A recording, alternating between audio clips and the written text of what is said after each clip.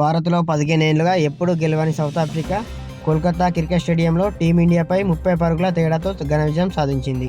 కేవలం 124 పరుగులతో బరిలో దిగిన టీమిండియా 9 వికెట్లు కోల్పోయి 93 పరుగులు మాత్రమే చేసింది. ఇంకా గిల్ గాయంతో బయటకెళ్లడంతో ఆ ఒక్క వికెట్ కూడా లేనట్టే.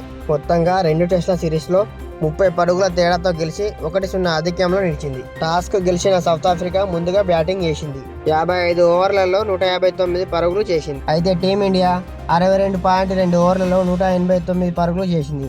ఇక్కడ టీమిండియా 30 పరుగులు పై చేయి ఉన్నప్పటికీ ఇంకా సౌత్ ఆఫ్రికా రెండో ఇన్నింగ్స్ లో 153 పరుగులు చేసింది. ఇక భారత్ ముందు 124 పరుగుల టార్గెట్ తో బరిలోకి దిగి ఈజీగా గెలుస్తుందనుకున్న క్రమంలో వరుసపెట్టి వికెట్లను కోల్పోయి కేవలం 93 పరుగులు మాత్రమే చేసి ఓటమి పాలైంది.